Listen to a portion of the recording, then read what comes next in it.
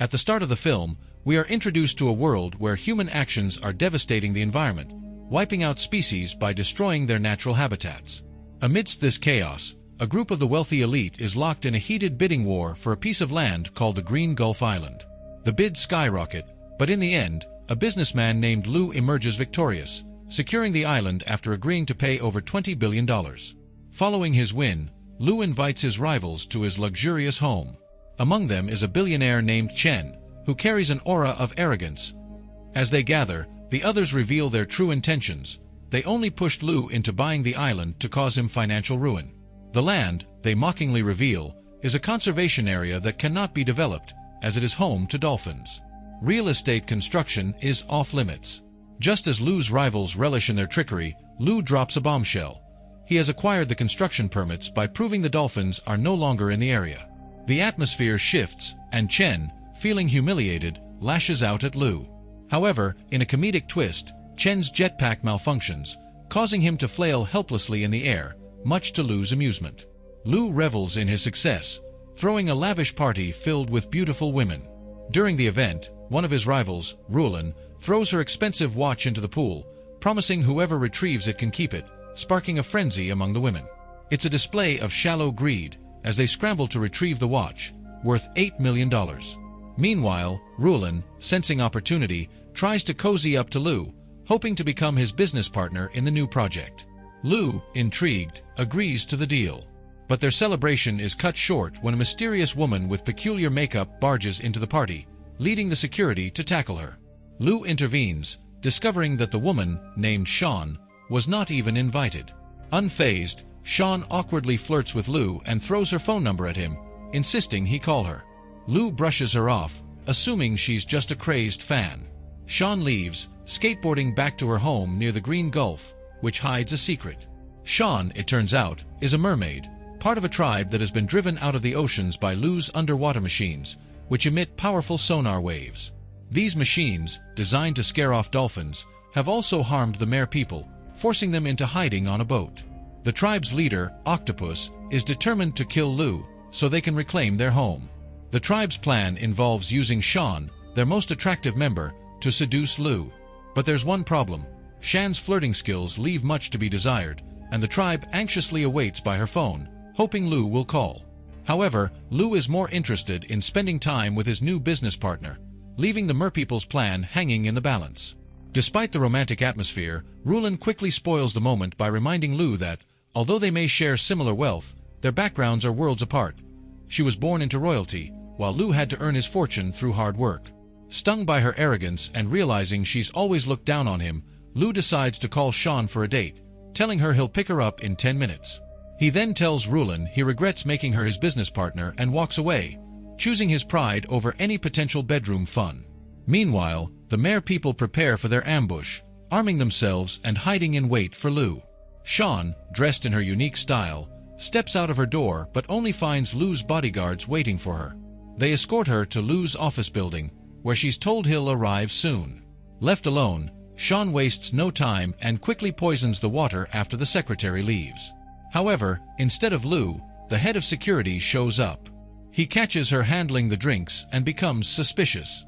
To test her, he offers her one of the cups. In her panic, Sean forgets which one is poisoned and is forced to drink, risking her life. As the liquid hits her throat, her face twists in discomfort, not from poison, but because she hates the lemon in the drink. The security guard laughs at her reaction, but the joke is short-lived as he suddenly collapses, foaming at the mouth. Desperate to save him, Sean pours alcohol into his mouth, neutralizing the poison. But before she can catch her breath, Lou's staff unwittingly hands him more lemonade from the same cup, causing him to collapse once again. In the midst of this chaos, Sean finally spots Lou emerging from his office. Seizing her chance, she prepares to assassinate him, attempting to throw a sea urchin at him. Unfortunately, it ricochets off her head instead, leaving her dazed. Lou, completely oblivious, yells at his employees for their incompetence. Determined, Sean hides behind furniture to try again, but her efforts backfire spectacularly. Failing to notice the glass in front of her, she smashes her face with her own weapon. Every time she throws the urchins, they boomerang back, hitting her repeatedly until she's nearly knocked out by her own poisoned projectiles. Refusing to back down, Sean attempts one final ambush from beneath the couch. However, her plan quickly unravels when Lou begins dancing to his favorite song, Invincible. His impressive dance moves cause him to dodge every one of her attacks effortlessly. To make matters worse, he steps on her hand in the middle of his routine, adding insult to injury, while he continues grooving to the beat.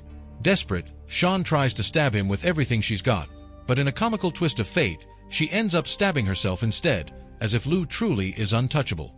When Lou turns his back, Sean seizes the opportunity and shakes off her failed attacks, lunging at him. But before she can make contact, she's met with a golf club to the face, leaving her sprawled on the floor. Lou, startled to see her there, assumes she's after money and begins throwing piles of cash at her, hoping she'll leave. To his surprise, Sean rejects all the money, confusing Lou even further. He's never encountered someone like her before. Just as he's about to storm off in frustration, Lou spots Rulin entering the room. Sensing an opportunity, he pretends to be smitten with Sean, holding her close and putting on a show for Rulin, whose jealous gaze burns through the scene. To keep up the act, Sean suggests they go out for dinner, but Lou is horrified when she brings him to a street-side restaurant. The idea of eating peasant food disgusts him, but hunger eventually gets the better of him, and he digs in alongside Sean, only to discover the food is delicious. As he finishes his meal, Lou is overwhelmed with emotion, recalling his impoverished childhood, when his family had to steal chickens just like the one he's eating now. Tears well up as Lou shares his vow to become the richest man in the world, so he'd never suffer like that again. Sean, unimpressed by his ambition, tells him that wealth means nothing if the planet can no longer provide clean air or water. Her words resonate with Lou, and he impulsively writes her a check for $1 million. But Sean, remaining true to her values, tosses the check into the fire, declaring that she's not interested in money. She's only here because she likes him. The mood lightens when Sean begins to sing, and Lou is pleasantly surprised to realize they share the same taste in music. He joins her in the song, and the two become so immersed in their duet that Sean unknowingly unleashes her mermaid voice, shattering all the glass around them. In the process, Lou's fake mustache is knocked off, adding a touch of humor to the moment. Sean takes Lou on a whirlwind of carnival rides, and for the first time in a long while, he lets loose and truly enjoys himself. As they whirl through the attractions, the memories of his childhood come flooding back, reminding him of the simpler, happier times before wealth and ambition consumed him. Later that night, Sean takes Lou back to the island, claiming it as her home. However, her joy is quickly dashed when she receives a call from Octopus, who informs her of the merpeople's plan to ambush Lou. As they walk toward her house, holding hands, Sean feels a growing affection for Lou. Before she opens the door, she asks him what he would do if he only had this moment to live. Lou answers without hesitation that he would want to look at her. Touched by his response, Sean begins to undress, attempting to reveal her mermaid form, but in the darkness, Lou can't see anything. He suggests they go inside so he can see her properly. Sean smiles and enters the room, closing the door behind her and unknowingly saving Lou from danger, as he thinks she's just playing hard to get. Meanwhile, Octopus fumes over their target slipping away, but Sean soon receives another call from Lou, inviting her on a second date. The Mere people, overhearing this, chant for Lou's demise, but Sean is visibly torn about her mission. The next day, Lou takes Sean to a sushi restaurant, unaware that Octopus is planning to disguise himself as a chef to kill him. Just as he's about to execute his plan, a swarm of bodyguards interrupts. To avoid suspicion, Octopus pretends his tentacles are the meals, cooking them on the table while trying to suppress his own agony. As the real chefs prepare the dishes using painful methods, Octopus's face twists in horror, while Lou believes it's all part of the entertainment. Eventually, Octopus can't take the pain anymore and ejects a cloud of ink, making a hasty escape through the window. Sean tries to explain that it's all part of the show, but Lou is more focused on his plans. He pulls out a wedding ring and slips it onto Shan's finger, declaring he wants to marry her, realizing she's the best thing in his life. Sean struggles to accept this gesture, calling Lou a fool and brandishing a knife, insisting that she's there to kill him. But Lou knocks the knife away and kisses her passionately, even as tears flow down her face from the conflict of emotions. Their moment is abruptly interrupted when Rulin barges into the room, causing Sean to flee in embarrassment. Furious, Rulin confronts Lou about his feelings for someone else, but Lou brushes her off, demanding she stop pursuing him. That night, Octopus is seething over the failure of the assassination attempt and grows suspicious that Sean has fallen for Lou. Although she denies it, Octopus demands she look him in the eyes and swear, but the commotion escalates as the grandma turns on the ceiling fan, making him dizzy in frustration. Their argument is cut short by knocking at the door, and when Sean opens it, she finds Lou there to apologize. Lou quickly notices Shan's fish tail and the other mere people in the room, but before he can react, he's captured and knocked unconscious. When he regains consciousness, Octopus angrily confronts him, showing him the harmed tribesman, and prepares to kill him. Lou pleads for them to stop, insisting his death won't disable the sonars. Instead, he asks for a second chance to disable them, claiming he never realized the extent of the damage they caused. But Octopus, blinded by rage, begins choking Lou. At the last moment, Sean intervenes, cutting off Octopus's tentacle and saving Lou's life, leaving everyone in the room in shock at her bold action. The octopus seethes with rage over Shan's betrayal, attempting to kill her but ultimately hesitating to harm one of his own kind. Meanwhile, Lou rushes to the police, eager to explain the bizarre events he just experienced. However, as he describes the situation and draws out the suspect, the officers struggle to maintain their composure, nearly choking with laughter at the absurdity of it all. With no other options available, Lou decides to investigate the sonars firsthand. He instructs the doctors to direct the machine's power at him. A massive shockwave blasts toward him, inflicting intense pain and forcing him to collapse to the ground as he screams for it to stop. To his astonishment, the doctor informs him that they only utilized 10% of the machine's power. Realizing the extent of the damage he's caused, Lou urgently tells the board members that the sonars must be shut down. However, they resist, arguing that construction is already underway. Just then, Rulan arrives and, after listening to the board's complaints, unexpectedly sides with Lou, ordering the sonars to be turned off. Once the dangerous devices are disabled, Rulan inquires about Lou's change of heart. Assuming she is now on his side, Lou shares everything about the Mare people and how they've been trapped on the island due to the company's sonars. But to his shock, Rulan reveals she's not surprised at all. Her team has been searching for mermaids for quite some time. In fact, they've already discovered multiple Mare people bodies and are now poised to capture live specimens, promising astronomical profits for their company. Realizing Rulan's true motives, Lou frantically tries to call Sean, but she doesn't answer. With no time to waste, he speeds toward her location. Meanwhile, Rulan commands her men to head to the island, preparing to capture and exterminate the Mare people as if they were mere animals. Upon reaching the island, the mercenaries find it deserted. However, after diving into the water, they soon discover the Mare people hiding in the pool.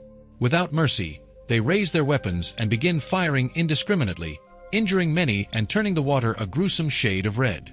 The panicked Mare people are forced to flee from their hiding spots, desperately trying to escape the onslaught but ending up stranded on the surface. The humans show no compassion as they pursue the Mare people, capturing them as if they were nothing more than fish. Sean leaps from the water, trying to evade the oncoming barrage, but is quickly surrounded by the sheer number of hunters after her. Just when it seems she's about to be caught, Octopus swoops in, wrapping his tentacles around her and launching her away from the boat, propelling her straight toward the safety of the waterfall. Unfortunately, the mermaid is unable to escape as she becomes ensnared in a massive net and is mercilessly beaten by the humans, causing her to plummet toward the ground. A horde of attackers rushes toward her with murderous intent, but suddenly, a powerful wave crashes into them, sending them sprawling into the water.